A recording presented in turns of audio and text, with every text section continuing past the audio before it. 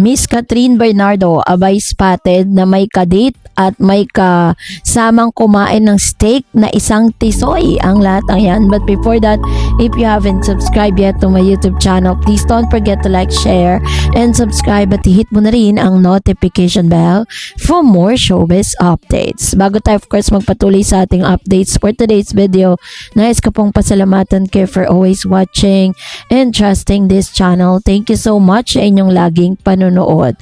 At sa isang video or sa isang interview, inamin ni Mr. Alden Richards na sobrang na-overwhelm siya nung napagkamalan daw siyang totoy sa US. At ito po yung sinabi niya. Sabi niya, feeling proud and flattered ang Asia multimedia star na si Alden Richards nang mapagkamalan siyang minor at totoy habang nagbabakasyon sa Amerika. Natatawang kwento ng kapuso superstar sa bandera na may mga pagkakataon daw na hinihingian siya ng ID sa ilang establishment sa US dahil inakalang minor pa lang siya. In fairness naman kasi kay Alden, ang fresh ng aurahan niya ngayon at parang bumata nga after makapag-recharge sa US kung saan siya nagbabakasyon kasama ang pamilya.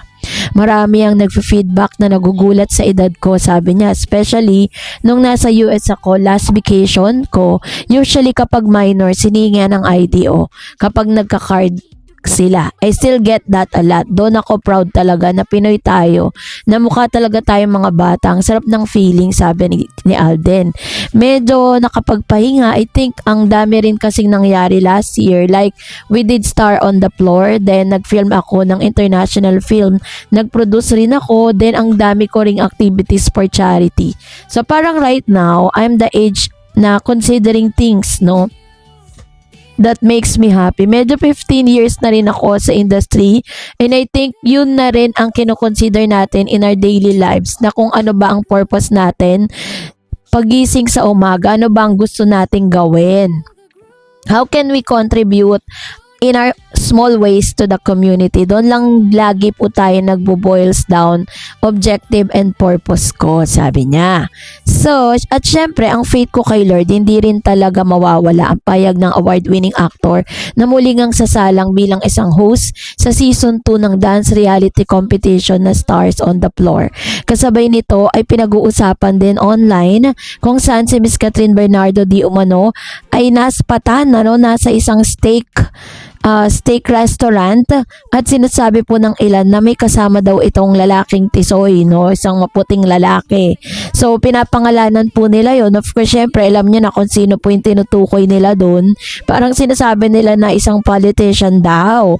Pero syempre umalma po ang ilan sa mga netizen dahil sabi nga nila parang kilalang kilala daw nila si Catherine kung magsalita sila. Wala naman daw silang ebidensyang maipakita. Kapag pumunta si Miss Catherine Bernardo sa isang restaurant, tapos makikitang may kasama, lagi nilang sasabihin that it was that man. Pero napaka-imposible naman, 'di ba? Kasi may mga photos po na lumalabas kasama po ng mga staff. Yan po yung pictures na yan. Nagpa-picture sila kay Miss Catherine, tapos walang photo kung sino yung kasama niya. Napaka-imposible po nun, 'di ba? Na parang lagi nilang sinasabi na kapag naispatan siya sa isang establishmento, sinasabi lagi nila na ang kasama ni Catherine ay walang iba kundi si Blank, 'di ba? Pero wala naman po silang patunay kung totoo talaga yung mga sinasabi nila. Kaya marami ring mga fans si Catherine Bernardo na binabakbakan yung mga ganitong klase ng news.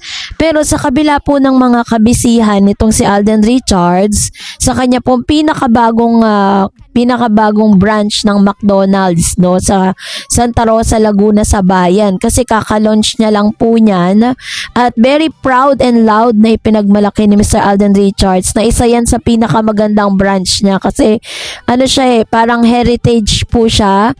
And talagang na-maintain po nila yung history ng place. Tapos ano pa nilo, katapat pa nito yung isang church doon, no, na talagang dinadayo rin ng ilan sa mga taga Santa Rosa.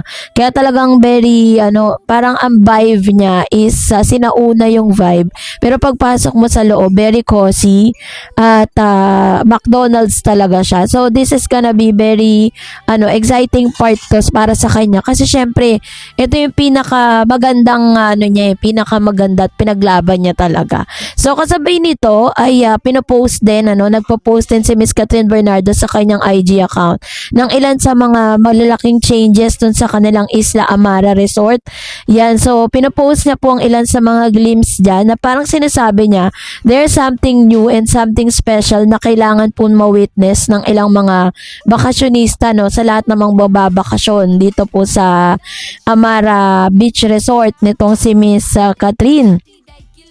Dahil pinakita niya dito na talagang very aesthetic ang place. Ganun, parang sa dami ng mga negosyo din ni Miss Catherine, yung kanyang negosyo na nagpo-produce sila or parang nagbebenta sila ng mga aesthetic na mga kagamitan, ay dito niya talaga in-apply. Pinakita niya dito na talagang possible dun sa kanyang Amara Beach Resort. Kaya naman Isla Amara Beach Resort. Ayan. So, hindi pa natin siya nakikita pumupunta dyan kasi nga, 'di ba, nagte-taping po siya ng kanyang series kasama po si Mr. James Reid. So, kaya naman na medyo busy pa si Miss Catherine. Pero, hindi pa man po dumarating yung naralapit na summer. Pero, panay-panay na rin po ang post nila patungkol po dito sa mga businesses nila katulad ng Isla Amara Hotel.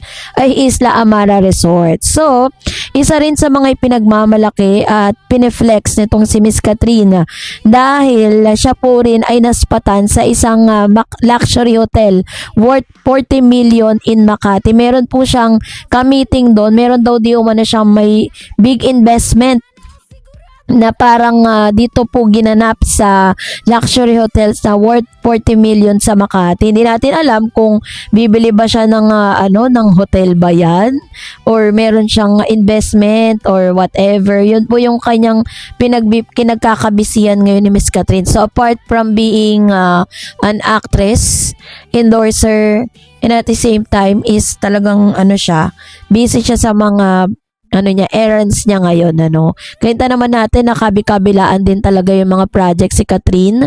Ito po yung patunay na hindi kailangan ni Catherine ng ng lalaki on the side, 'di ba? Para talagang mas umingay yung pangalan niya. Pinatunayan ni Catherine Bernardo that kahit na po siya ay single, kahit wala siyang ka-partner, kahit wala siyang sinasabing steady na naka-love team, pero still yung karera niya talagang umaalagwa talaga. At the same time, hindi talaga siya nawawala sa limelight. Talagang nandun siya at pinag-uusapan pa rin.